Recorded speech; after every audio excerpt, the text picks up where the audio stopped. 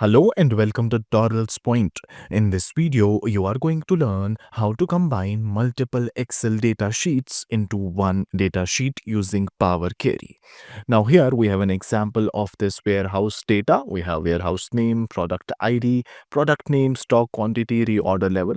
Same is the data for warehouse B, then for warehouse C, and then for warehouse D. Now our task is to combine all of these warehouses data into one Excel sheet using Excel's Power Query. So without wasting time, let's get started. Now to create a new Excel sheet that will hold all of the combined data, we are going to create on this file option. And then here we have the blank workbook. I'll click on it to create a new Excel sheet. Now we are going to import all of this warehouse data into this Excel sheet. All right, let me zoom in a bit. Now to import this data or to combine this data, simply here go to the data tab, and in the data tab use this get data option.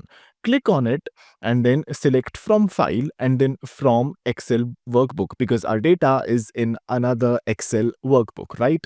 So I'll just click on it.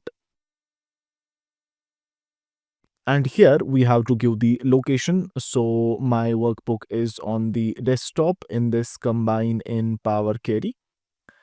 So this is the location of my source workbook where all the warehouse data is. So I'll just select it and click on import. Once I click on import, you will see a new menu pop up, which is the navigator menu. Now in the navigator menu, you will see all of your data. This is warehouse A, B, C, and D, right? So just click on anyone. We want all of these, right? So we will just click on anyone for now and then click here on transform data, because we organize this data using this transform data option. So click on it. This will open the Power Query editor. Now in the Power Query editor, we have a lot of freedom to organize our data. Let me just resize it something like this. So here we have all the data. Now this is only warehouse A because we selected warehouse A earlier, right? So here in the applied steps option, we are going to undo some of these steps to go back to source. So I'll just click on this red colored cross and here again and then here again, and we are back at the source. And in the source, we have all of these data tables. We have warehouse A, B, C, and D. Now here, I don't want all of these columns. We only want the names and the data in it. We don't want this item, kind, and hidden. To basically remove these, we can just simply click on manage columns and then choose columns. And in the choose columns, we just only want a name and data. So we'll just uncheck these three and click on OK. Once we do, we have these two data tables. Now in the data, this one, as you can see, this is expandable. That means we have much more data in it. So we can just expand it using this button. I'll click on it and it gives us the option to expand all the columns. So yeah, I want all the columns to be expanded. So click on OK. Once you click on OK, as you can see, we have all the data here. This is the warehouse A. If we scroll down, as you can see, we will have the warehouse B option and then so on up to warehouse D. All right. Now here, notice something. These headers are named data column 1, data column 2. We don't want them, right? We instead want this column to be named product ID, this column to be named product name. So to change this, we have a simple option here. And that option is to use first row as headers here. So I'll just click on it.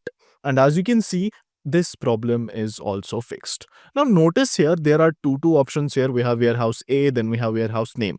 We don't want this one, right? We already have this one here. So I'm just going to right click on this one and then click on remove. Once we click on remove, we can simply import this data, but we should check it again. So let me just scroll down and let's see if we have the warehouse B. And if we scroll down here, we have the warehouse B, but notice warehouse B's headers are also here, right? So we need to get rid of this. So what we'll do is here in the warehouse name, there is this filter arrow, click on it, and we'll just uncheck this warehouse name option. Now, if I click on OK, And if we check again if that row is deleted, let me scroll down. As you can see, after warehouse A, we have warehouse B. So we have all the data here. If you want to remove or modify or organize in any other way with your own data set, you have all of these options as you can see here by clicking on these arrows. All right, but this data is good enough for us, so we want to import it into our new Excel file. So here, simply click on this icon which says close and load. So I'll just click on it, and this may take a couple of seconds. And as you can see, all of the data is imported. Let me zoom in a bit.